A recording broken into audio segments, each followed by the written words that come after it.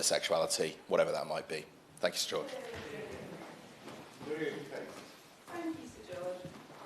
The petition we're debating today seeks reform of the Gender Recognition Act to enable transgender people to self-identify into a new legal sex without the need for a medical diagnosis or proof of treatment.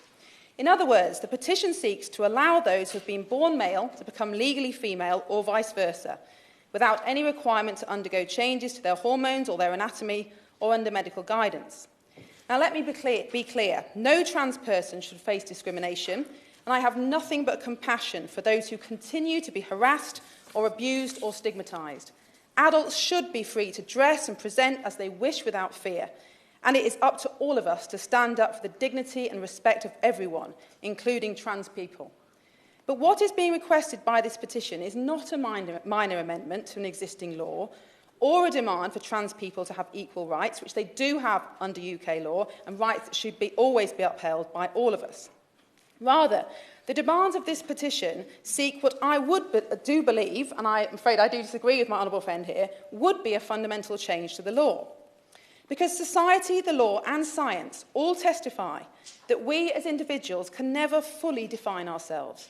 Rather, our identity comes from a variety of external factors that we can't change, however much we may want to. The country of our birth, who our parents are, the colour of our skin, whether or not we have children.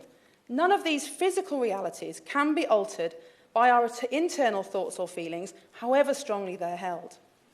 The reality, the truth, is that individual identities are complex and multidimensional, but they are as much a function of the things we cannot change as they are of the things we can. And of course the same goes for sex. Because let's be clear, human beings, like all other mammals, cannot change sex. At the moment of conception, when sperm cell fuses with egg cell, apart from rare abnormalities, there are two possible outcomes. I certainly will. And I recognise the point that she's making, in that people often think that we have male and female. But the truth is that 1 to 2% of the global population is born intersex, which means they present characteristics of both sexes. But to put that in a perspective, 1 to 2% of the population are ginger. So is she telling me that she doesn't believe in ginger people? I thank the Honourable Lady for her intervention, and I do understand the point that she's making, which is why I said that there are these rare abnormalities. But I think, well, I have to say that people who are intersex should absolutely be treated with compassion, with every medical treatment that they deserve from the moment of birth. But that is a different thing to saying that someone who is born male can choose to be female or vice versa, which is why I've said that that is rarely the case. Normally, the choice at conception or the determination at conception is either male or female, and that is the biological, the genetic fact. So at this moment of conception, this new cell, now I'll make some progress, the new cell, the unique human being, the zygote, is the blueprint for every single other cell in the person's body. The zygote divides, it divides again, and it divides again, until there are trillions of cells making up a complete human being. These cells have different functions, muscle cells, nerve cells, blood cells, but every single one of the 37 trillion cells in an adult human has the same genetic code, including the same sex chromosomes. I will. Well, what about chimeras? There are people who have different sets of DNA within their genetics. I think she's simplifying the science here, and it's actually much more complicated than she wants to. And I know she's got a genetics degree, but I've got a biomedical science degree, so I hope we can do that. I thank the Honourable Lady for giving way. And as I said, I absolutely recognise that there are rare genetic abnormalities, and I am simplifying, and I am talking about the majority. But I do understand that this debate is actually not about people with genetic abnormalities. It's about people who are identifying as a different gender to their birth sex. They are two very different things, and I am talking about the latter. I know, I will make some progress. So every cell in the adult human body has the same genetic code. However much an individual may want to change sex by undergoing surgery, hormone treatment, or changing their lifestyle, it's just not scientifically possible to change our sex, because it is written in every single cell. Sex is immutable. And not only is it immutable, our sex also determines and influences a large part of our identity as people. Our biology, our psychology, our life choices, whether we can become a mother or a father, and also what diseases we may suffer from. These are established and proven scientific facts, not a matter of individual beliefs or feelings, however strongly they may be held, and I absolutely accept that they are held strongly. So, to allow somebody easily to change their sex in law would be to accept as a society that this material reality is not important or can easily be changed in a straightforward way. And I don't believe that that is a wise route to take, and it would have wide-ranging repercussions in other aspects of law. Yes. For giving way. Just for a point of clarity, what she seems to be suggesting in this section of her speech is that gender recognition and change shouldn't be part of our law currently. Have I misunderstood what she's saying? I thank the Honourable Lady for her intervention, and I will come on to that. I believe what we currently have is a good compromise, and I'll explain why I think that. So I don't believe this is a wise route to take in the broad picture, but I also think there are some specific impacts of GRA reform that would also be significant, for example, threatening sex-based rights. There are sound reasons of privacy, safety and dignity for women's requirement for single-sex spaces and services. When using changing rooms and sleeping accommodation or in prison, women and girls have a right to expect that there are no males also using those spaces. Self-ID could threaten these sex-based rights, and I agree with the Honourable Member that we are awaiting guidance on that, and it could row back on decades of progress towards women's equality.